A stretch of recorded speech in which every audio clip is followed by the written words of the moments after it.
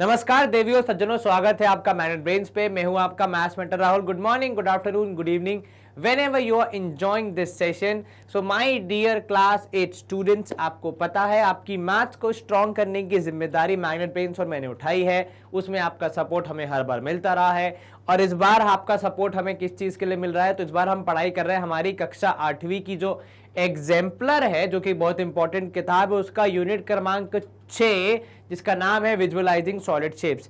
अब यूं तो ये चैप्टर एनसीईआरटी में पहले से है और बहुत ही आसान है जब हम एनसीईआरटी पढ़ते हैं, परंतु इस चैप्टर का एग्जाम्पलर में होना इस बात का पुख्ता सबूत है कि ये चैप्टर उतना आसान नहीं है जितना हम समझते हैं एंड उतना लेस इंपॉर्टेंट नहीं है जितना लोग मानते हैं। ये काफी इंपॉर्टेंट चैप्टर है, इसके कॉन्सेप्ट काफी अच्छे होते हैं, काफी कंफ्यूजिंग हो सकते हैं एट टाइम्स, तो इसीलिए हमें इसको अच्छे से प्रैक्टिस करना है। तो आज का जो हमारा सेशन रहेगा उसमें हम कॉन्सेप्ट रिव्यू करेंगे, एग्जांपल देखेंगे और यदि समय ने हमें अलाउ किया तो कुछ और प्रश्न सॉल्व करने का भी प्रयास करेंगे। आपको क्या करना है, आपको रहना है हमारे साथ रेडी, अंडरस्टैंड करना है कॉन्सेप्ट और कॉन्सेप्ट क्लियर करने के बाद सवाल सॉल्व करने में हमारी हेल्प करनी है। सबसे पहले एक पेन टेस्ट। क्या आपको ये आंखें दिख रही हैं? क्या आंखों पे लगा लाल रंग का गोला दिख रहा है? जी हाँ सर, इनकी आंखें और आपकी आंखें सही है। तो हम करेंगे हमारा सिलसिला शुरू। सबसे पहले हम पढ़ने वाले हैं किसके बारे में, थोड़ा सा कॉन्सेप्ट रिव्यू लेते हुए हम चीजों को समझेंगे। तो भाई 3D शेप्स के बारे में पढ़ना है। 3D shapes objects are those, क्या होते हैं 3D शेप्स एंड ऑब्जेक्ट्स, उसकी परिभाषा बता रहा है, are those which do not lie completely in a plane. ठीक है, प्लेन का मतलब एकदम सीधी जमीन। ठीक है, तो भाई जो 3D ऑब्जेक्ट्स होते हैं वो कहां लाए करते हैं, वो प्लेन पे लाए नहीं करते, क्योंकि जब आप एक सीधी जमीन की बात करते हैं उसमें केवल 2 ही डायमेंशन होते हैं। ठीक है, कौन सा, लेंथ और ब्रेथ। परंतु 3D ऑब्जेक्ट में कितने डायमेंशन होते हैं, 3 डायमेंशन होते हैं, इसलिए उनका नाम ही 3D है, जहां पे 3D का मतलब है 3 डायमेंशन। ठीक है, 3D ऑब्जेक्ट्स, जो अगला पॉइंट हमारा वो ये है कि 3D objects have different views from different positions. उदाहरण के तौर पे आपकी कार जो कि आपके घर में या स्कूटर है, उसको आप सामने से देखेंगे तो वो अलग दिखता है, साइड से देखेंगे अलग दिखेगा, ऊपर से देखेंगे तो अलग दिखेगा। तो अलग अलग पोजीशन से उनका व्यू अलग अलग हो जाता है हर बार। ठीक है, उसके बाद अ सॉलिड इज अ पॉलीहाइड्रॉन। ठीक है, पॉलीहाइड्रॉन कब बनता है कोई भी solid, a solid is a polyhedron. तो बेसिकली यहां पॉलीहाइड्रॉन की परिभाषा समझने का प्रयास किया जा रहा है। If it is made up of only polygonal faces. कौन से फेसेस, पॉलीगोनल फेसेस, अर्थात उसमें कर्व्स नहीं हो सकते। ठीक है, a polyhedron is made up of only polygonal faces. The faces meet at edges. Faces कहां मिलते हैं, एजेस पे। ठीक है, और एजेस और लाइन से विच आर लाइन सेगमेंट्स। ठीक है, and the edges meet at the point called vertex. ठीक है, तो आपको वर्टेक्स के बारे में पता होना चाहिए, आपको एजेस के बारे में पता होना चाहिए और आपको फेस के बारे में भी पता होना चाहिए। चलिए, तो यहां पे हमने मार्क किया, इनको कहते हैं हम वर्टेक्स। तो आपको सब कुछ समझ में आ गया, फेसेस क्या होते हैं, एजेस क्या होते हैं, वर्टेक्स क्या होते हैं। भाई फेसेस होते हैं जो आपको दिखता है सामने। ठीक है, वो जहां मिलते हैं उस पट्टी को, उस लाइन को आप कहते हैं एजेस, और जहां पे एजेस मिलती हैं उस पॉइंट को आप कहते हैं वर्टेक्स। ठीक है, ये आपको पता होगा। अगर आप ऐसे देखेंगे, आपके पास अगर डायग्राम हो तो मान लीजिए ये हमने एक क्यूब बना दिया छोटा सा। ठीक है, कुछ इस प्रकार, इसको हम करेंगे यहाँ पे इरेज, मान लीजिए कुछ इस प्रकार। तो भाई ये हो जाएगा आपका सामने जो है, ये हो जाएगा आपका फेस। ये जहां पे फेसेस मिल रहे हैं उन्हें आप कहेंगे एजेस, और जहां पे बहुत सारी एजेस मिल रही हैं उस पॉइंट को आप कहेंगे वर्टेक्स। क्या आपको ये समझ में आया? जी सर, जो सामने दिख रहा है वो फेस, जहां पे फेस मिल रहे हैं वो होती हैं आपकी एजेस, और जहां पे एजेस मिलती हैं वो पॉइंट होता है वर्टेक्स। चलिए, अब ये जितने हमारे शेप होते हैं इनके बारे में एक और चीज जो हमें पता होनी चाहिए वो है एक यूलर जी का फॉर्मूला है। ठीक है, अब ये फॉर्मूला किस काम आता है, तो सर ये फॉर्मूला हमें किसी भी पॉलीहाइड्रॉन को वेरीफाई करने में हेल्प करता है कि उसके फेसेस, वर्टाइसिस और एजेस में कनेक्शन है या नहीं है, मतलब जो वैल्यूज हैं वो सही है या फिर नहीं है। तो भाई फेसेस होते हैं किसी भी पॉलीहाइड्रॉन में, वर्टाइसिस होते हैं और एजेस होते हैं, उनके बीच में क्या कनेक्शन, कि जब आप फेसेस और वर्टाइसिस को ऐड करेंगे और उसमें से एजेस को माइनस करेंगे तो आपका जवाब आएगा 2। या फिर कुछ लोग इसको ऐसे भी लिखते हैं कि फेसेस और वर्टाइसेस, फेसेस और वर्टाइसेस जो होती हैं उसमें क्या होता है सर, फेसेस और वर्टाइसेस को जोड़ने पर एजेस से 2 ज्यादा आती हैं। कुछ लोग इसको ऐसा भी यूज करते हैं, मर्जी आपकी है, चाहे वैसे यूज करे चाहे ऐसे यूज करे, फंडा वही है कि भाई किसी भी पॉलीहाइड्रॉन में फेसिस, वर्टाइसिस और एजेस में कनेक्शन होता है और ये कनेक्शन हमें बहुत बार काम आता है पॉलीहाइड्रॉन को वेरीफाई करने के लिए, या फिर पॉलीहाइड्रॉन में कुछ अगर हमें पता नहीं है तो वो पता लगाने के लिए। इसी के साथ हम दबाएंगे एक बटन जहां पे स्लाइड हो जाएगी चेंज और क्लीन भी हो जाएगी स्क्रीन। तो नया टॉपिक है हमारा जो कि हमें समझना है, इट इज अबाउट पॉलीहाइड्रॉन। अब पॉलीहाइड्रॉन कैसे होते हैं, 2 टाइप के होते हैं, कॉन्वेक्स और नॉन कॉन्वेक्स। ठीक है, कॉन्वेक्स वाले में क्या होता है, तो भाई कॉन्वेक्स पॉलीहाइड्रॉन जो होगा उसके हिसाब से convex polyhedron is one which all the faces make it convex. ठीक है, all the faces make it convex. अब देखो यहां पे बेसिकली यहां जो पूरा खेल है वो डायगोनल का है। ठीक है, अगर कोई पॉलीगॉन कॉन्वेक्स है, अगर कोई पॉलीहाइड्रॉन कॉन्वेक्स है सॉरी, ठीक है, तो उस केस में क्या होगा, उसकी डायगोनल्स जो होंगी वो ऑब्जेक्ट के अंदर ही होंगी। उदाहरण के तौर पे यहां पे जब आप ड्रॉ करने जाएंगे सारी डायगोनल तो वो ऑब्जेक्ट के अंदर ही बनेंगी, कोई भी डायगोनल ऑब्जेक्ट के बाहर नहीं बन रही है। हालांकि जो नॉन कॉन्वेक्स पॉलीहाइड्रॉन होते हैं जैसा कि यहां पे है, इनकी जब आप डायगोनल बनाएंगे तो कोई ना कोई डायगोनल बाहर निकलेगी, जैसे यहां पे ये और ये वाली डायगोनल बाहर निकलेगी। ठीक है, तो जब आपकी डायगोनल आपके ऑब्जेक्ट के बाहर जा रही है बनाने पर उसे आप कहते हैं नॉन कॉन्वेक्स, और जब डायगोनल ऑब्जेक्ट के अंदर ही है उसे आप कहते हैं कॉन्वेक्स पॉलीहाइड्रॉन। तो भाई कॉन्वेक्स पॉलीहाइड्रॉन में क्या होगा, अगर आपको कभी जज करना है तो आप क्या देखोगे, आप देखोगे डायगोनल्स अगर 1-2 ऐसी बन रही हैं जो कि ऑब्जेक्ट के बाहर है, जैसे यहां पे इधर पे हमने बनाई थी, तो मतलब वो कॉन्वेक्स पॉलीहाइड्रॉन नहीं है। एग्जांपल देख लो यहां पे, पहला और दूसरा, इन दोनों में डायगोनल जो होंगी वो अंदर ही रहेंगी, बाहर नहीं निकलेंगी। तीसरे और चौथे वाले में ऐसा होगा कि डायगोनल्स बाहर निकलेंगी। मान लीजिए आपने इनको बनाया और इनको बनाया।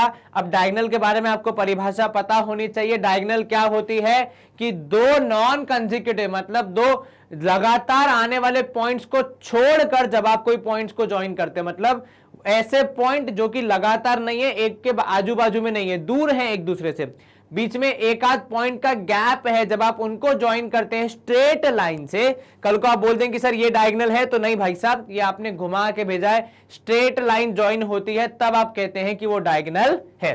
ठीक है, चलिए स्क्रीन होगी यहां पे क्लियर। अगला कॉन्सेप्ट देख लेते हैं, रेगुलर पॉलीहाइड्रा या फिर प्लेटोनिक सॉलिड्स भी हमारे पास होते हैं। ये परिभाषा बहुत इंपॉर्टेंट है, कई बार आपको एमसीक्यू में आ सकती है कि व्हाट इज प्लेटोनिक सॉलिड्स, या फिर ऐसा भी आ सकता है कि रेगुलर पॉलीहाइड्रा का दूसरा नाम बताइए, तो दूसरा नाम क्या होगा, प्लेटोनिक सॉलिड्स। अब इनकी परिभाषा क्या है, अ पॉलीहाइड्रॉन इज रेगुलर, कब होता है रेगुलर, इफ इट्स फेसेस, उसके फेसेस आर कॉन्ग्रुएंट, अर्थात क्या मतलब है इसका सर, कॉन्ग्रुएंट का मतलब है कि सारे फेसेस की वैल्यू बराबर है, मतलब जो साइज है वो एक जैसा है, थोड़ा सिमेट्रिक टाइप का है। ठीक है, and the same number of faces meet at each vertex, ये भी परिभाषा जरूरी है। देखो किस मामले में ये जरूरी है, एमसीक्यू के मामले में, कि आपको दे देंगे भैया रेगुलर पॉलीहाइड्रा में इनमें से कौन सी वाली प्रॉपर्टी होती है, और आपको ऑप्शन में यही देंगे जो कि अक्सर लोगों को याद नहीं रहती है। भाई same number of faces meet at each vertex, अर्थात जैसे यहां पे इस वर्टेक्स की बात करें, कितने फेस मिल रहे हैं सर, 1 2 और नीचे से 3। ठीक है, यहां पे भी 1 2 3, तो हर एक वर्टेक्स पे 3 फेसेस ही मिल रहे हैं। ऐसे कुछ पॉलीहाइड्रॉन होते हैं जिसमें हर एक वर्टेक्स पे 3 फेसेस नहीं मिलते, उससे ज्यादा या कम मिलते हैं। उदाहरण के तौर पे जब आप ऐसा कुछ बना रहे हैं, ठीक है, पिरामिड टाइप का, इसमें आप देखेंगे तो हर एक वर्टेक्स पे उतने ही फेसेस नहीं होते, ज्यादा या कम हो सकते हैं डिपेंडिंग ऑन योर डायग्राम। ठीक है, तो वो आपको थोड़ा जज करना है, परंतु इन केस ऑफ दीज पॉलीहाइड्रॉन सारे फेसेस मीट करते हैं ईच वर्टेक्स पे बराबर फेसेस। ठीक है, ये दोनों पॉइंट जरूरी हैं, आपको एमसीक्यू में आ सकते हैं कि दोनों में से कौन सी प्रॉपर्टी होती है। तो कई बार इंसान क्या सोचता है केवल वो वाली होती है, कौन सी, रेगुलर पॉलीगॉन वाली, कॉन्ग्रुएंट वाली, परंतु साथ में ये भी होती है। ठीक है, फॉर एग्जाम्पल, यहां पे एग्जाम्पल से आपको समझाने का प्रयास किया है हमने कि अ cube is a platonic solid. ठीक है, because all 6 of its faces, उसके सारे 6 के 6 जो फेस हैं वो क्या हैं, all 6 of its faces are congruent, ठीक है, और किस शेप के, स्क्वायर शेप के, ठीक है। देयर आर 5 सच सॉलिड, जैसे 5 सॉलिड होते हैं, ठीक है। पहला होता है टेट्राहेड्रॉन, ठीक है, फिर आता है क्यूब, ओके, फिर आता है ऑक्टाहेड्रॉन, डोडाहेड्रॉन और ईसोहेड्रॉन, मतलब बहुत सारे होते हैं, ठीक है। यहाँ पे जैसे यहाँ पे दिया टेट्राहेड्रॉन कौन सा होता है, जिसमें 3 होते हैं, मतलब कौन कौन से 4 ट्राइंगल होते हैं, सॉरी, नीचे भी ट्राइंगल और ऊपर भी ट्राइंगल 3, ठीक है। क्यूब में 4 होते हैं, ऑक्टाहेड्रॉन में 8 होते हैं, डोडाहेड्रॉन में शायद 16 या 12 होते हैं, एग्जैक्टली मुझे याद नहीं है, ठीक है। डोडा मीन्स एक्चुअली 12 होता है शायद, तो 12 होते हैं। उसके बाद फिर आइसोहेक्ट्रॉन में और ज्यादा होते हैं, ठीक है, तो आपको ये याद रखना पड़ेगा हमेशा। चलिए स्क्रीन करेंगे हम क्लियर और मूव करेंगे अगले पार्ट की तरफ। अब अगला पार्ट है हमारा प्रिज्म के बारे में पढ़ना है हमें। प्रिज्म क्या होता है, तो प्रिज्म भी एक पॉलीहेड्रॉन ही होता है, लेकिन भाई इनको अलग नाम क्यों दिया गया, भाई अलग नाम दिया जाता है जब आपके पास कुछ स्पेशल क्वालिटी हो। जैसे पीछे हमने पढ़ा प्लेटोनिक सॉलिड्स, उनके पास कुछ स्पेशल क्वालिटी है, तो प्रिज्म में भी कुछ क्वालिटी होनी चाहिए। क्या है वो क्वालिटी, जिसका बॉटम एंड टॉप फेसेस, ठीक है, नोन एज बेस। तो बॉटम और टॉप की बात हो रही है यहाँ पे, बॉटम और टॉप आर कॉन्ग्रुएंट पॉलीगॉन्स, ठीक है, एंड फेसेस, ठीक है, मतलब जो बॉटम और जो आपके ये टॉप फेस है वो कैसे है, कॉन्ग्रुएंट है, known as lateral faces are parallelogram. तो फेसेस कैसे होंगे, पैरेललोग्राम होंगे, ठीक है। तो बॉटम और टॉप होगी कॉन्ग्रुएंट, और जो फेसेस होंगे बचे हुए वो होंगे क्या, वो होंगे पैरेललोग्राम। तो आपके लिए क्या पॉइंट है यहाँ पे, 2 जो कि याद रखने हैं। पहला पॉइंट ये कि भाई प्रिज्म में एक तो bottom top congruent, bottom and top congruent, and second होता है lateral faces polygon, lateral faces parallelogram. ये 2 कंडीशन होती है किसी भी प्रिज्म में, ये 2 कंडीशन आप याद रखेंगे, आपका काम हो जाएगा, ठीक है। When the sides faces are rectangles, the shape is known as right prism, ठीक है। जब ये रेक्टेंगल हो जाते हैं, देखो पैरेललोग्राम के अंदर स्पेशल कैटेगरी है रेक्टेंगल की, तो जब रेक्टेंगल हो जाते हैं तो it is called a right prism, ठीक है। चलिए क्या होता है प्रिज्म, सब प्रिज्म एक स्पेशल टाइप का पॉलीहाइड्रोन होता है। इसमें स्पेशल क्या है, इसमें स्पेशल ये है कि उसका बॉटम और टॉप एक तो रहेंगे कॉन्ग्रुएंट, दूसरी स्पेशलिटी ये है इसकी कि भाई साहब इसके जो लैटरल फेसेस होंगे वो होंगे पैरेललोग्राम। अगर आप ये दोनों कंडीशन याद रखेंगे तो आपको कभी भी प्रिज्म में दिक्कत नहीं आएगी। बाकी एग्जांपल आपके पास हैं बहुत सारे। स्पेशल एक जो परिभाषा यहाँ पे थी जो हमें याद रखनी है वो किसकी थी सर, वो थी राइट प्रिज्म की। राइट प्रिज्म क्या होता है सर, राइट प्रिज्म वो होता है जिसमें जो आपके लैटरल फेसेस हैं, मतलब जो पैरेललोग्राम्स हैं, वो और स्पेसिफिक हो जाते हैं कि वो रेक्टेंगल हैं, ठीक है। तो पॉलीहाइड्रोन से हम पहुंचे प्रिज्म में, प्रिज्म से हम पहुंचे फिर राइट प्रिज्म पे। तो ये थोड़ा आपका एक चेन ऑफ इवेंट्स चलता है। पॉलीहाइड्रोन से पहले आप प्रिज्म बनते हैं, प्रिज्म बनने के लिए आप क्या करते हैं, 2 आपकी जो कंडीशंस थी वो आप फुलफिल करते हैं, उसके बाद फिर आप एक राइट प्रिज्म बन सकते हैं यदि आपकी दूसरी कंडीशन और स्पेसिफिक हो जाती है कि आपके लैटरल फेसेस कैसे रहेंगे, राइट रेक्टेंगल रहेंगे, ठीक है। चलिए प्रिज्म का ही दूर का रिश्तेदार है पिरामिड, ठीक है। अब pyramid is a polyhedron whose base is a polygon. अब यहां पे देखना प्रिज्म में दोनों की बात थी, बॉटम और टॉप, ठीक है। पिरामिड में केवल बेस की बात हो रही है कि बेस पॉलीगॉन और लैटरल फेसेस ट्रायंगल है, ठीक है। तो ऊपर था पैरेललोग्राम, यहां थे ट्रायंगल्स, ये डिफरेंस है ना। तो दोनों में ऐसा आप जब आप इमेज बनाते हैं, जब आप इनकी इमेज देखते हैं, आपको साफ साफ डिफरेंस दिखाई देगा कि कौन सा प्रिज्म है कौन सा पिरामिड है। यदि बेस और टॉप दोनों बनाए गए हैं तो पक्का वो प्रिज्म है, पिरामिड नहीं है। यदि केवल बेस है और जो साइड्स हैं वो कैसी है, ट्रायंगल शेप में, तो वो क्या हो जाता है, पिरामिड हो जाता है। और पिरामिड तो भाई साहब हमारे पास विश्व में एक सुंदर मॉन्यूमेंट है जो कि पिरामिड शेप का बना हुआ है, ठीक है। उसको आपने देखा होगा, मतलब अगर रियल में नहीं तो एटलीस्ट इमेजेस तो देखी ही होंगी, ठीक है। चलिए आगे बढ़ते हैं। A map depicts location of a particular object, ठीक है, slash place in relation to other objects और प्लेसेस। अब कहना क्या चाह रहा है ये, भाई मैप क्या होता है हम सबको पता है, हमने देखा है। परंतु कई बार चीजों को डिफाइन करने का तरीका भी हमें आना चाहिए।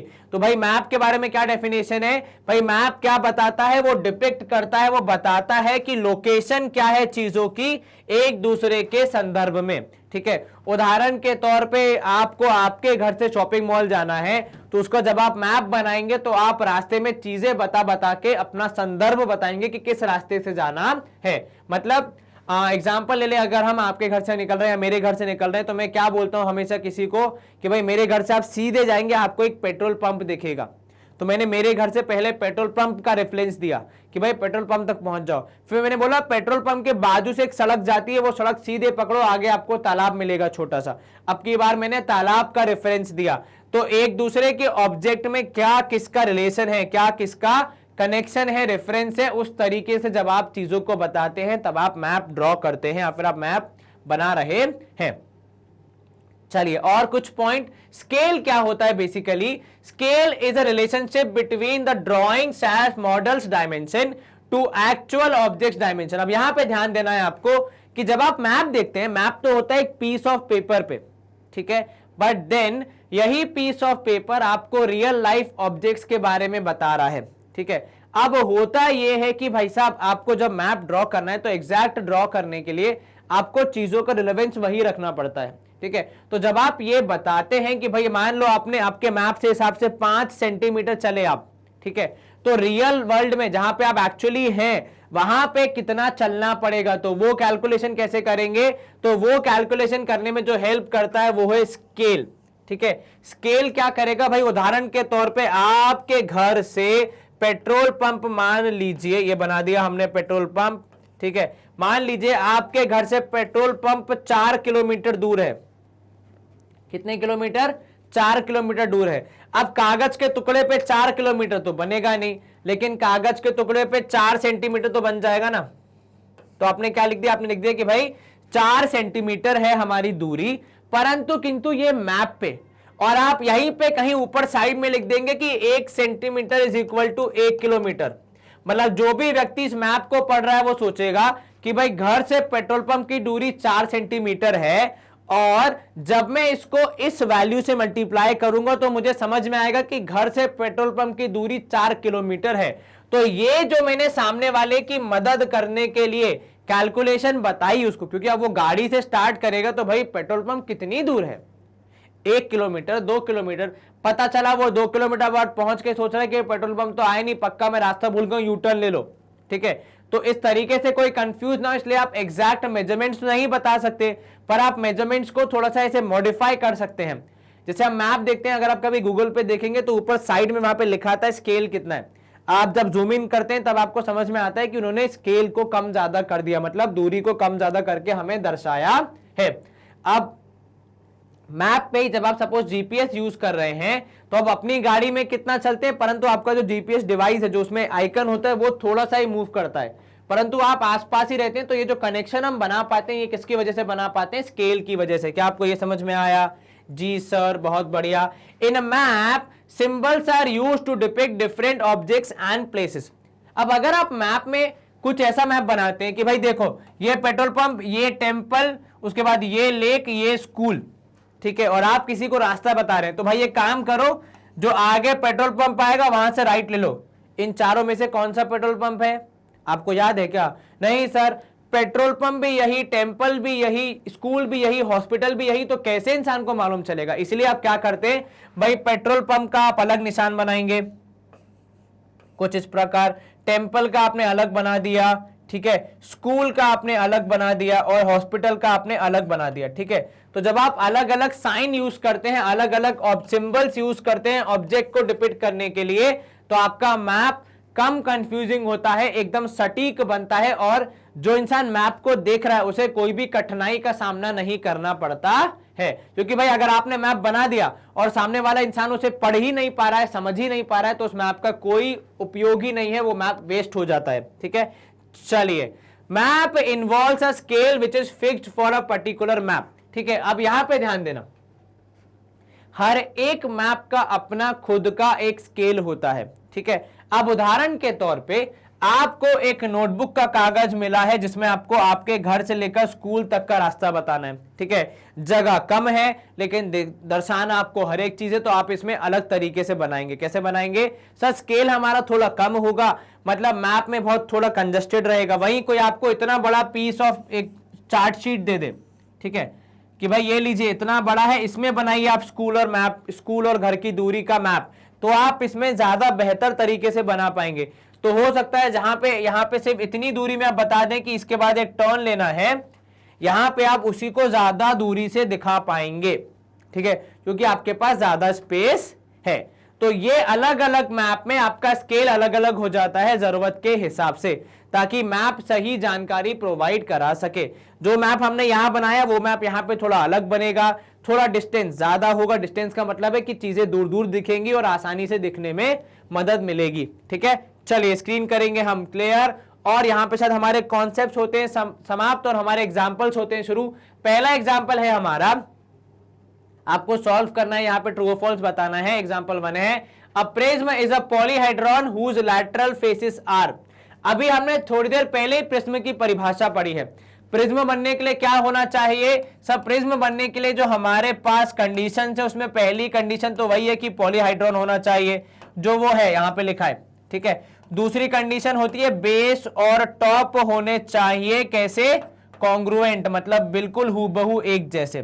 तीसरी कंडीशन क्या होती है सर? तीसरी कंडीशन होती है कि आपके जो साइड्स हैं उसके जो लैटरल फेसेस हैं, तो लैटरल फेसेस कैसे होने चाहिए सर? लैटरल फेसेस होने चाहिए एक पैरेललोग्राम के रूप में। अच्छा, पिरामिड में क्या हो जाता है सब? पिरामिड में पॉलीहेड्रॉन तो होता ही, ऑब्वियस सी बात है। बेस और टॉप में से केवल बेस रहेगा, टॉप की जरूरत नहीं है। और लैटरल फेसेस पैरेललोग्राम नहीं ट्राइंगल रहते हैं। यहां पे आपको पूछा है प्रिज्म के बारे में, तो आपका उत्तर होना चाहिए क्या? पैरेललोग्राम, ठीक है। अब पैरेललोग्राम जब आप लिख रहे हैं तो आप उसमें रेक्टेंगल, रोम्बस सब कुछ कवर कर रहे हैं, तो आपका काम हो जाता है, ठीक है। एक बार हम स्क्रीन को करेंगे क्लियर और मूव करेंगे अगले एग्जाम्पल की ओर। सेकंड एग्जाम्पल क्या है हमारा? अब की बार पिरामिड पूछ रहा है भाई। पिरामिड में क्या होता है सर? पिरामिड की कंडीशन होती है हमारी, तो भाई PYRAMID पिरामिड, ठीक है। इसमें पहली कंडीशन तो वही है कि पॉलीहाइड्रॉन होना चाहिए, जो कि है क्वेश्चन में दिया है। उसके अलावा आपके जो बेस होना चाहिए, तो बेस कोई सा भी पॉलीगॉन हो सकता है, base can be any polygon, ठीक है, परंतु किंतु इसमें टॉप नहीं होता, ठीक है। और आपके जो साइड्स होते हैं, लैटरल फेसेस होते हैं, वो कैसे होते हैं सर? वो ट्राइंगल शेप के होते हैं, इसलिए वो आगे जाके मिल पाते हैं, मतलब टॉप की जगह पे एक पॉइंट बना पाते हैं। तो लैटरल फेस कैसे होंगे? ट्राइंगल होंगे।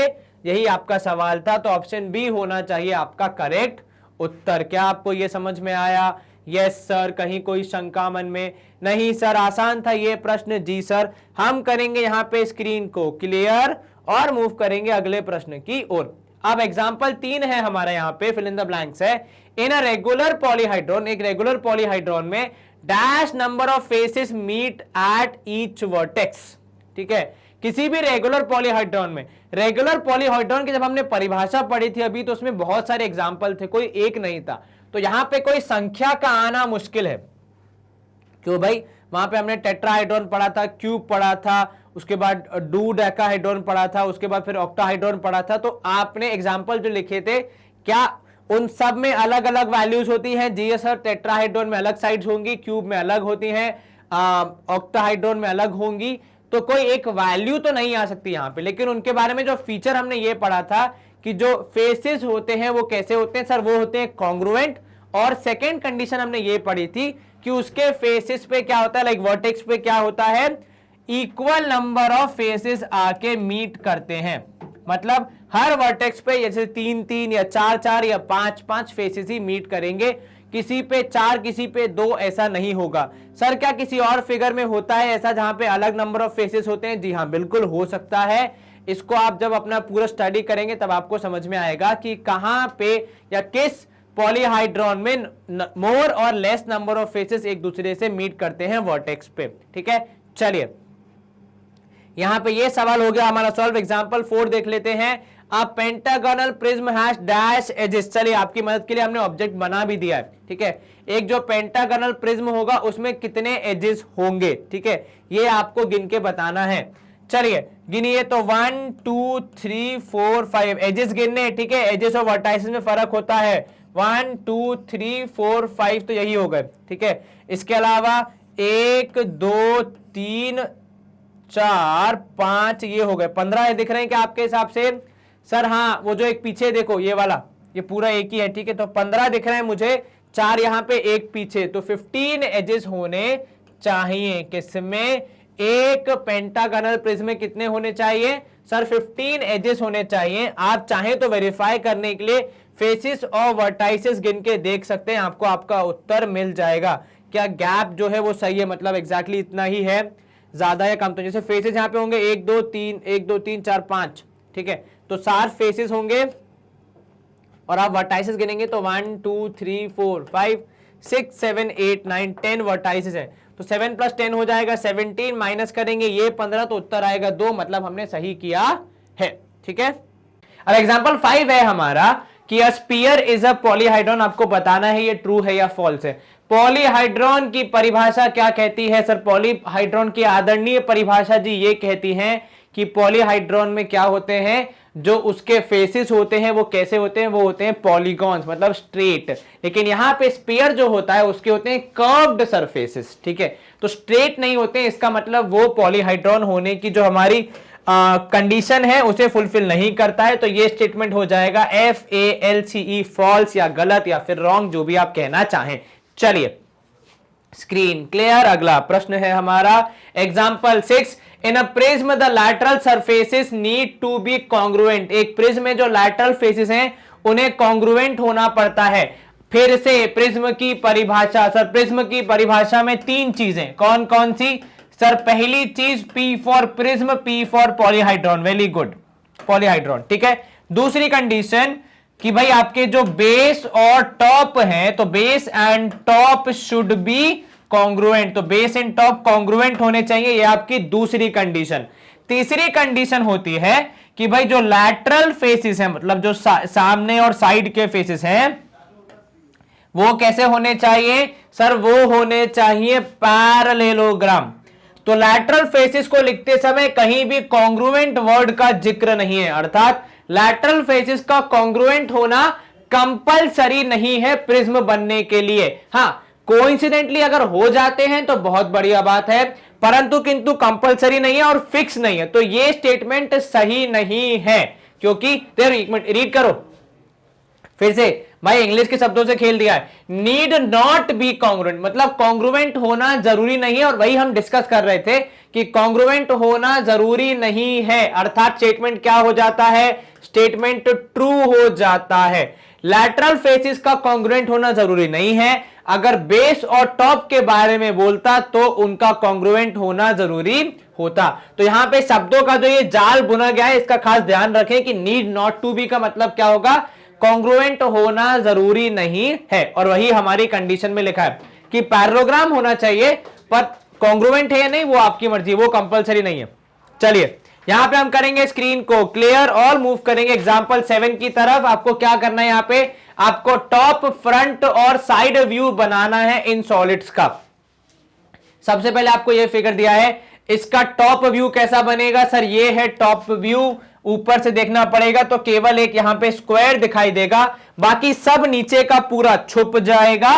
तो टॉप व्यू कैसा बनाओगे आप? सर टॉप व्यू बनेगा केवल एक सीधा ऐसे स्क्वायर शेप, ठीक है। फ्रंट व्यू कैसा होगा? सामने से दिखना चाहिए, तो ऊपर का कुछ नहीं दिखेगा, साइड का कुछ नहीं दिखेगा, केवल ये वाला हिस्सा दिखेगा, क्योंकि यही है आपका फ्रंट फेस, यही है। तो इतना पूरा हिस्सा दिखेगा, एक आई टाइप का स्ट्रक्चर, ठीक है। कुछ यूं अगर मैं एग्जैक्ट ड्रॉ कर पाऊं तो, ठीक है। वैसे तो ये एक अजूबा ही होगा अगर मैं एग्जैक्टली सही ड्रॉ कर पाया तो, क्योंकि इतनी अच्छी ड्राइंग है नहीं अपनी। चलिए यहां पे, यहां पे, यहां पे और ये नीचे, ऐसा कुछ बनेगा, ठीक है। थोड़ा और अच्छा बन सकता है, आप लोग बेटर बना सकते हैं। मेरे पास तो एक यही पेन है, ना स्केल है ना कुछ है। चलिए ये हो गया फ्रंट व्यू। अब साइड व्यू की बात करें तो साइड व्यू कैसा होगा? नीचे एक, ऊपर यहां पे थोड़ा सा एक आपको हाइट दिखेगा, फिर एक सीधा फिर थोड़ा सा हाइट और वहां पे ऊपर तो साइड व्यू जब आप इसका बनाएंगे तो शायद ऐसा कुछ बनेगा मेरे हिसाब से। ऊपर एक टॉप में एक पट्टी का, ठीक है, उसके बाद हल्का सा नीचे बेंड जो कि ये वाला होगा, ठीक है, पर इतना ज्यादा नहीं दिखेगा क्योंकि ये टर्न हो रहा है, अंदर ट्विस्ट हो रहा है, ठीक है। उसके बाद सीधा एक इस तरीके का सीधा फ्लैट सरफेस जो कि है ये वाला। फिर नीचे आएंगे आप तो थोड़ा सा एक्स्ट्रा आपको आगे आना पड़ेगा जो कि एक और आपको रेक्टेंगल सॉर्ट ऑफ शेप देगा, और उसके बाद फिर नीचे वाली लास्ट वाली पट्टी का मोटी सी, ठीक है, वो कैसे बनेगी, वो थोड़ी और मोटी बन जाएगी, तो ये थोड़ा सा टिल्टेड बनेगा और वो थोड़ी सी और मोटी, कुछ इस तरीके से आपको दिखेगा, ठीक है। साइड से, क्योंकि साइड से जब आप देखेंगे तो आपको आजू बाजू की कोई चीज नहीं दिखाई देगी, और ये भी जो ऐसे उठा हुआ है वो भी थोड़ा सीधा दिखाई देगा, तो थोड़ा छोटा दिखाई देगा, ठीक है। आप अगर इमेजिन कर पा रहे हैं तो यहां पे हम करेंगे स्क्रीन को क्लियर। एग्जाम्पल 7 का एक पार्ट हो गया है। एग्जाम्पल 8 क्या बोल रहा है, यूज आइसोमेरिक डॉट पेपर, ठीक है। ये आपको क्या होता है, एक ऐसा पेपर होता है जो आपको कहीं भी स्टेशनरी पे मिल जाएगा। कैसा होता है, इसमें से डॉट्स होते हैं जहां पे आप इजीली चीजों को कनेक्ट कर सकते हैं। To sketch a rectangular prism with length 4 unit, height 2 unit and width 3 unit. क्या करोगे आप, अब लेंथ 4 यूनिट कैसे मेजर करोगे, तो किसी एक डॉट से आपको शुरू करना है, ठीक है, और कितनी डॉट तक जाना है, 4 डॉट्स तक, तो भैया वो हो जाएगा लेंथ 4, तो 1 2 3 4, ठीक है। उसके बाद उसकी विड्थ कितनी है, 3 यूनिट की है, और आपको बनाना क्या है, रेक्टेंगुलर प्रिज्म बनाना है, मतलब ऊपर रेक्टेंगल है, नीचे रेक्टेंगल, और साइड में क्या होंगे, वो भी रेक्टेंगल होंगे। तो बेसिकली क्या बनाना है, एक क्यूबॉइड बनाना है। रेक्टेंगुलर प्रिज्म को एक और नाम हम क्या दे सकते हैं, क्यूबॉइड सॉर्ट ऑफ दे सकते हैं। तो आपको बनाना क्या है, बेसिकली क्यूब बनाना है। इसके बाद आपको यहां पे टिल्टेड 3 डॉट्स कनेक्ट करनी पड़ेंगी, और हाइट होगी 2, तो इसके ऊपर एक डॉट, एक और डॉट, ये हो गई हाइट 2।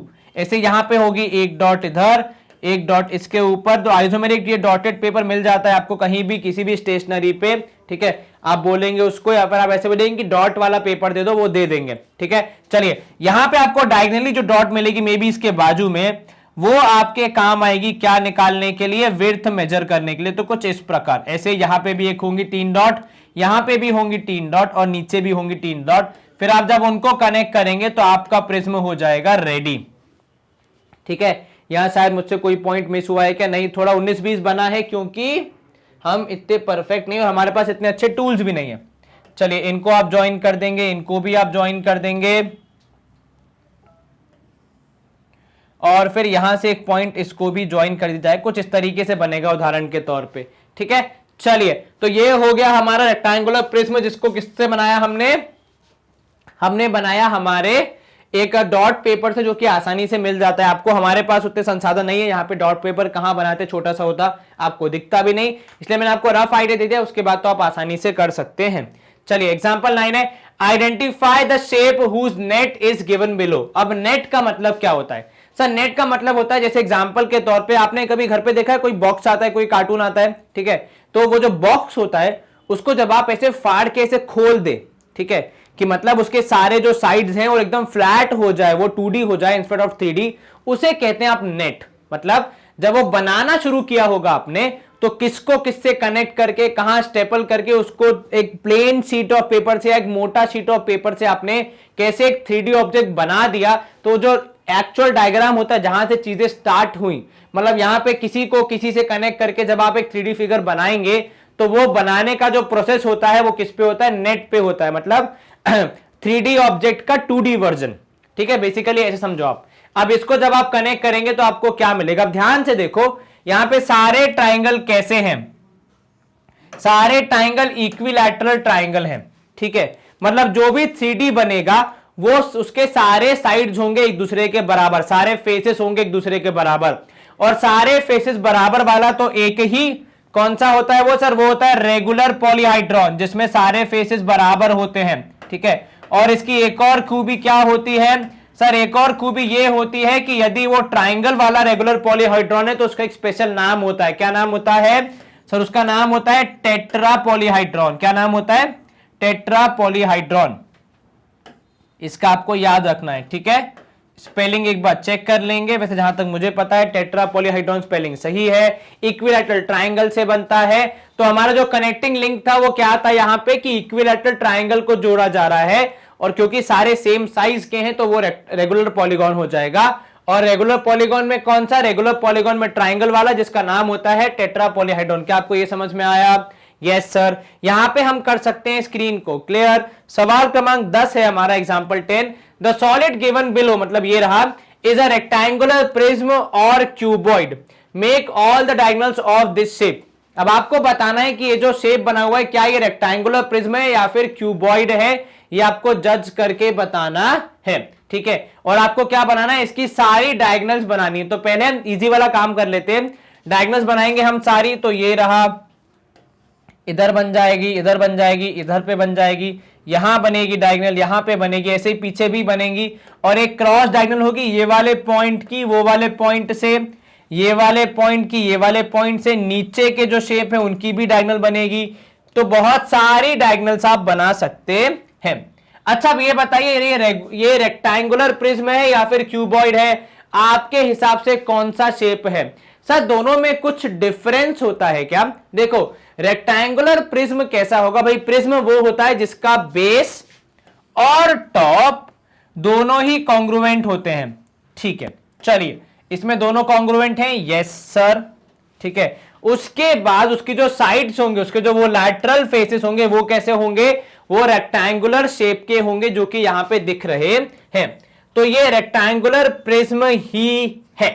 लेकिन क्या आप क्यूबॉइड और रेक्टेंगुलर प्रिज्म सेम चीज होते हैं? हमें यह सोचना है, हमें यह देखना है कि क्या रेक्टेंगुलर प्रिज्म का दूसरा नाम, मतलब जो फैंसी नेम होता है, इजी टू घर का नाम होता है, वो होता है क्यूबॉइड। ये यहां पे सवाल है हमारा। तो जी हां, बिल्कुल, एक रेक्टेंगुलर प्रिज्म ही एक क्यूबॉइड होता है। रेक्टेंगुलर प्रिज्म के ही घर का नाम, मतलब अच्छा नाम जो सामान्य जगत में ज्यादा कॉमन है, उसको हम क्या कहते हैं? क्यूबॉइड कहते हैं, क्योंकि बिल्कुल एग्जैक्टली सेम होते हैं दोनों, कोई डिफरेंस नहीं होता है। तो आपको कोई भी बोलेगा कि भाई क्यूबॉइड का वो क्या एक फैंसी नाम बताओ या फिर जो किसी का मैथमेटिकल नाम बताओ, तो मैथमेटिकल नाम क्या है? उसका मैथमेटिकल नाम है रेक्टेंगुलर प्रिज्म। वो तो गणित में जब आप कुछ सॉल्व करते हैं तो लोगों को बोलते नहीं बनेगा इतना बड़ा नाम, तो इसलिए उन्होंने छोटा नाम रख दिया क्यूबॉइड। ठीक है, कल को अगर आप मान लीजिए कहीं ग्राउंड में या फिर कहीं अपने रियल लाइफ में कुछ कर रहे हैं, तो आप बोलेंगे please find the volume of the rectangular prism, सामने वाला इंसान डर ही जाएगा। तो इसलिए उनको ना डरे इंसान, इसलिए क्या बोलते हैं? भाई क्यूबॉइड का वॉल्यूम निकाल दो, ऐसा कहना चाह रहे हैं, तो आसान पड़ जाता है कहने में। चलिए, स्क्रीन क्लियर। अगला प्रश्न एग्जांपल क्रमांक 11 क्या बोल रहा है आपसे? काउंट करना है, गिनती करनी है, किसकी? नंबर ऑफ क्यूब्स की, जिससे ये पर्टिकुलर शेप बने। क्यूब गिनने आपको, तो भाई 1 2 3 4, एक काम करते हैं यहां पे लिख लेते हैं हम लोग ताकि कंफ्यूज ना हो और हमारी गिनती भूल ना जाए हम। तो 1 2 3 4। अच्छा, ये 4 के ठीक पीछे एक पांचवा भी होगा, तो यहां पे मैं लिख रहा हूं 6, क्योंकि भाई ये जो क्यूब है ये उसके ऊपर ही खड़ा है ना। तो 6 7 और ये 8 होने चाहिए मेरे हिसाब से। कैसे सर? 1 2 आपने गिन लिए, तीसरा आपने गिन लिया, चौथा, लेकिन चौथे के जस्ट पीछे होगा पांचवा, जिसपे वो 6 7 8 वाली बिल्डिंग खड़ी है। तो कुल मिला के कितने क्यूब्स? 8 क्यूब्स। तो आपको इमेजिन करना पड़ेगा कि किसके पीछे कौन है। यहां पे आप देखेंगे तो भाई ये पहला क्यूब, ठीक है, इसके ठीक पीछे दूसरा क्यूब, ठीक है, और ये आगे वाला हो जाएगा तीसरा क्यूब, ठीक है, ये हो गया चौथा क्यूब, इसके ऊपर वाला पांचवा क्यूब, ये हो गया छठवां क्यूब, ठीक है। तो एक दूसरा उसके जस्ट बाजू में, एक के बाजू में, जो कि इनके पीछे छुप गया है, छठवें और तीसरे के बीच में, जो नीचे होगा जहां पे बेस पे, वो 3, इसके आगे वाला 2, आगे वाला 3, ये बाजू वाला 4, ऊपर वाला 5, इस तरफ वाला 6। आपने सारे क्यूब्स गिन लिए हैं, एक में है 8, एक में है 6, और आपका सवाल हो जाता है यहां पे समाप्त। आसान सा सवाल, उससे भी आसान जवाब। अब यहां पे आपको करना है नामकरण किसका? इन तीनों डायग्राम का, जो कि यहां पे आपको बना के दिए गए हैं, ठीक है। सबसे पहला जो है उसका बेस भी है ट्रायंगल, ठीक है, और जो साइड्स हैं वो भी ट्रायंगल है। अच्छा, इनको वैसे क्या कहा जाता है पिरामिड की प्रिज्म? पहले ये बताइए सर। वैसे हैं ये पिरामिड, क्योंकि बेस है और टॉप नहीं है, बिल्कुल ठीक, और साइड्स कैसे हैं? ट्रायंगल्स हैं। अच्छा, पिरामिड में भी कौन से वाले? सर जैसा कि हम देख पा रहे हैं ये तीनों ट्रायंगल एक दूसरे के बराबर हैं, तीनों चारों, तो क्या हम इनको टेट्राहेड्रॉन बोल सकते हैं? बिल्कुल बोल सकते हैं, टेट्राहेड्रॉन बोल सकते हैं हम उनको, ठीक है। वैसे है ये क्या है, वैसे ये पिरामिड, ठीक है।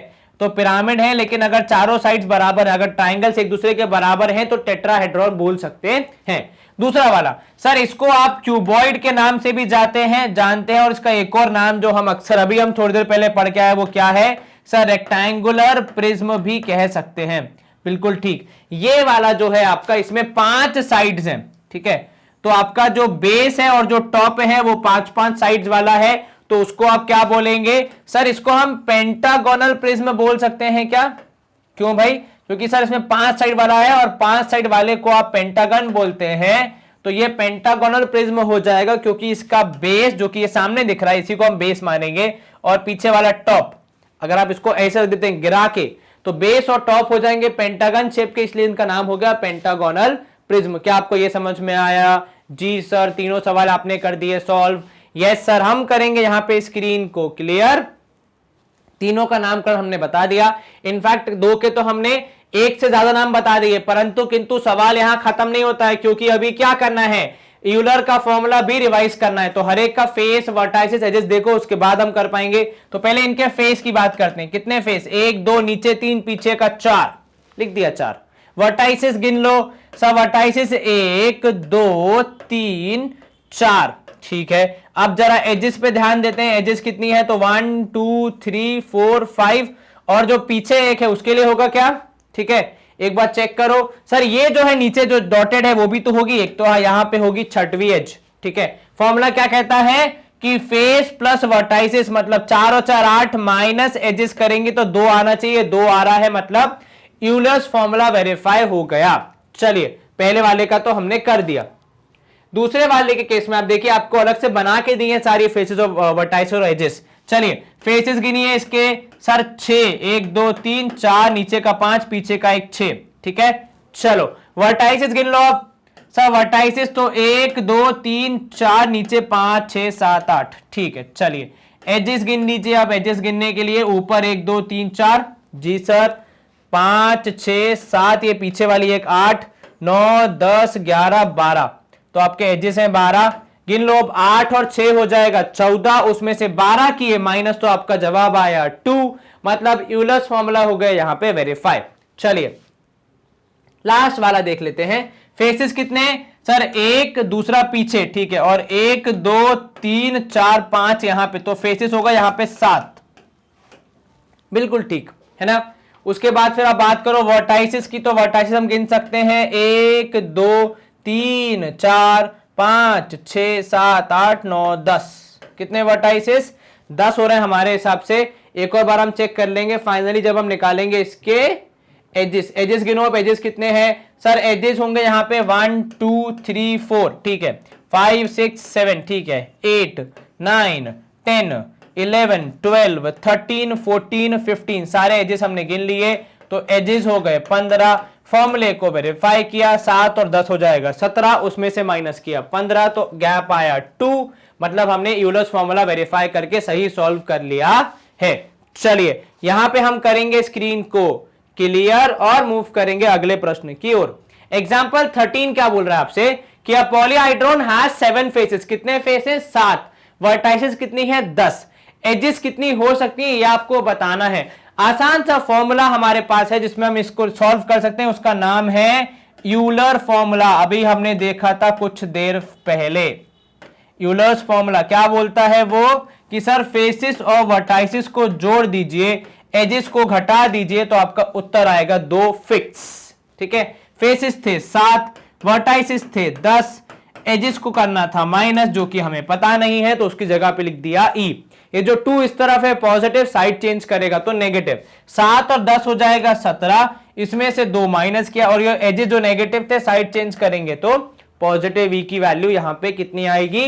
15 होंगे एजेस। बहुत बढ़िया, आसान सा सवाल, एग्जाम में यदि आएगा तो 2 नंबर का आ सकता है, ऐसी कोई मुश्किल नहीं आनी चाहिए। एजेस हमने निकालनी है कितनी?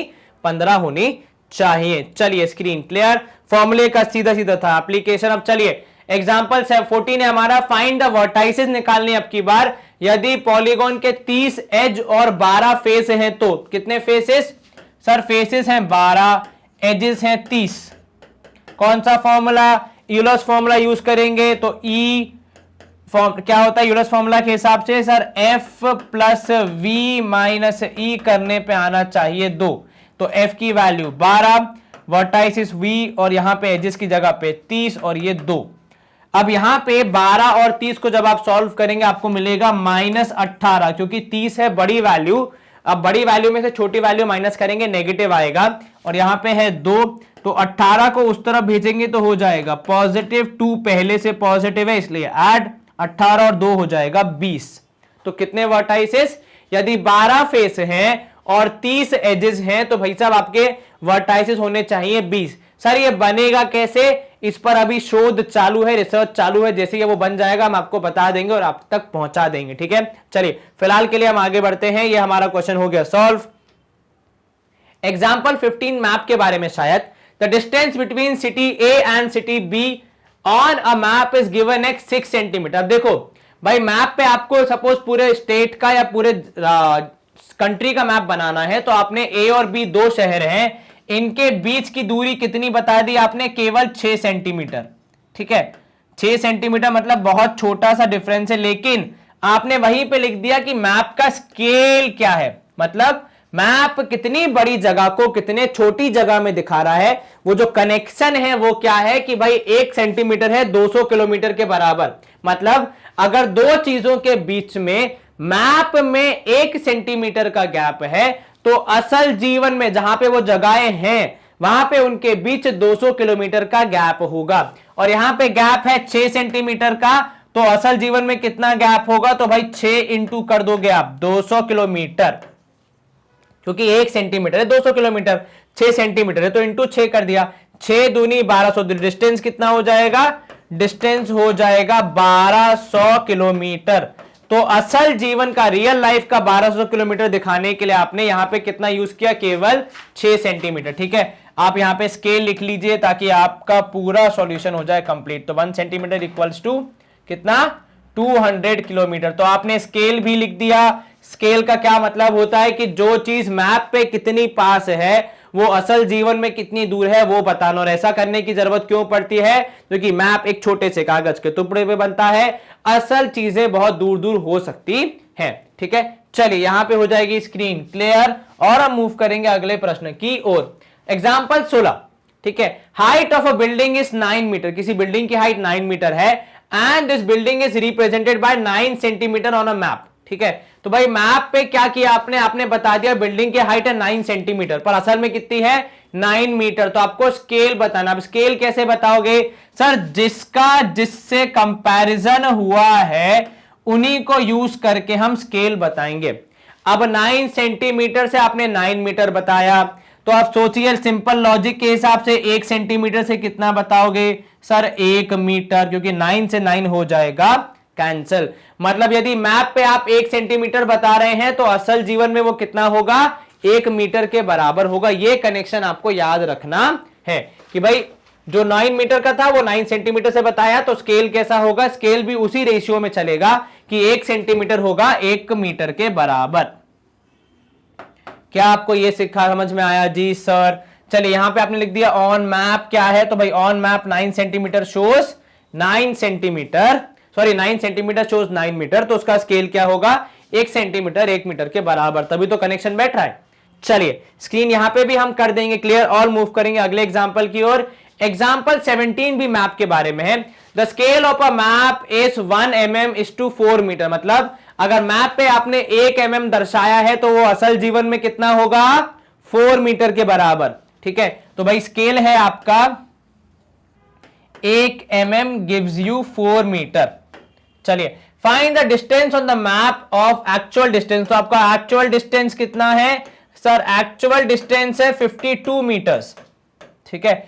असल में 52 मीटर्स है, आपको मैप का डिस्टेंस बताना है। मैप डिस्टेंस कितना होगा, सर 1 mm पे 4 मीटर है, तो 52 मीटर को ऐसे बताना है तो डिवाइड बाय 4 करना पड़ेगा। मतलब कितना आप भाग कर रहे हैं, कितना हिस्सा दिखा रहे हैं, तो भाई 4 मीटर, तो डिवाइड बाय 4 करके आप उतने भाग बता सकते हैं। तो यहां पे होगा 4 1 जा 4, ठीक है।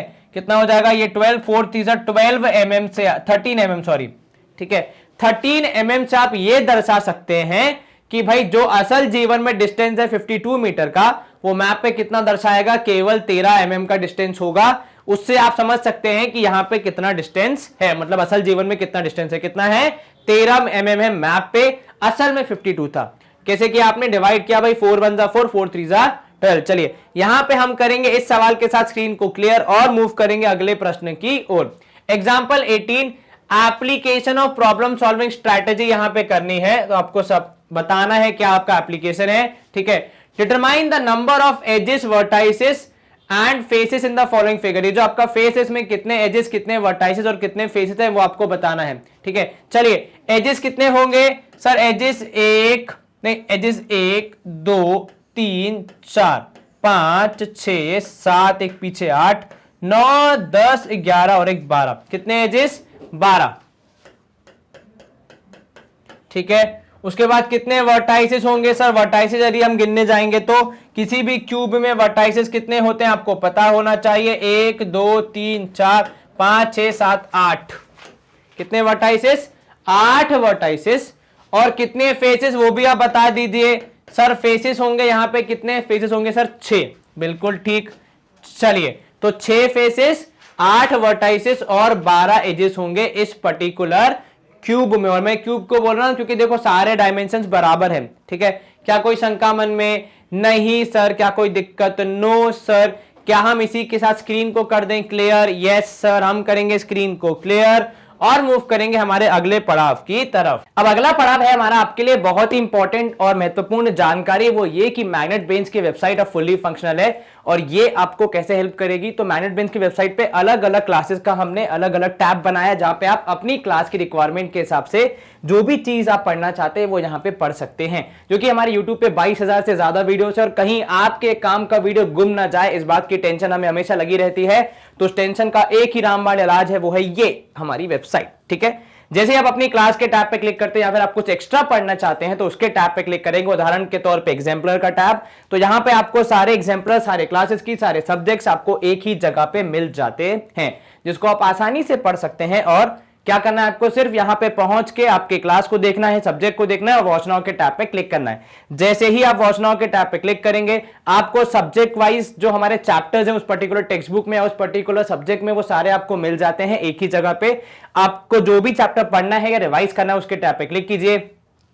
चैप्टर के अंदर जो भी सेशंस हमने बनाए हैं वो सारे पूरी एक लिस्ट आपको मिल जाती है यहां पे एक ही जगह पे, ताकि आप अपनी मर्जी के हिसाब से, अपनी रिक्वायरमेंट के हिसाब से, वेदर स्कूल में टेस्ट है, एमसीक्यू या फिर सब्जेक्टिव टेस्ट है, जैसा भी टेस्ट है, जैसा भी आपको प्रिपरेशन करना है, उस हिसाब से आप आसानी से यहां कर सकते हैं। यहां पे भी आपको सिर्फ एक और बार वॉच नाउ के टैब पे क्लिक करना है और कुछ इस तरीके से हमारे सेशंस खुल जाते हैं, जैसा कि यूट्यूब पे होता है हूबहू, कुछ भी डिफरेंस नहीं होता है। मां एक बात अच्छी ये हो जाती है यहाँ पे, टू बी ऑनेस्ट, की एडवर्टाइजमेंट नहीं आते हैं, एंड सेकेंडली कोई भी डिस्ट्रैक्शंस नहीं होते हैं in the form of may be कोई नोटिफिकेशन आ गया या फिर कोई और सजेस्टेड वीडियो आ गया किसी और, मे बी कुछ कॉमिक का या कुछ मूवी का ट्रेलर वगैरह वगैरह, वो सब यहाँ पे नहीं आते हैं। केवल और केवल पढ़ाई पे पूरा फोकस रहता है, यहाँ पे आपका डिस्ट्रैक्शन के चांसेस मिनिमम है।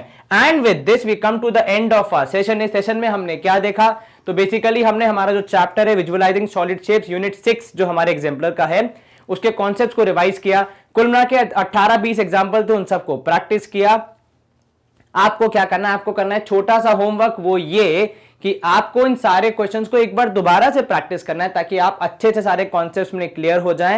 एंड यस, अगर समय मिले थोड़ा आगे ट्राई भी करना है, बिकॉज जितना ज्यादा ट्राई करोगे उतने अच्छे से आपके कॉन्सेप्ट बिल्ड होंगे। एक और छोटी सी रिक्वेस्ट, प्लीज वीडियो को लाइक करें, चैनल को सब्सक्राइब करें एंड यस वीडियो को शेयर करें, बिकॉज नॉलेज जितना आप बांटेंगे उतना आपका खुद का बढ़ेगा। बाकी तो अपना ख्याल रखें, stay home, stay safe, take care, bye bye, good day, see you soon.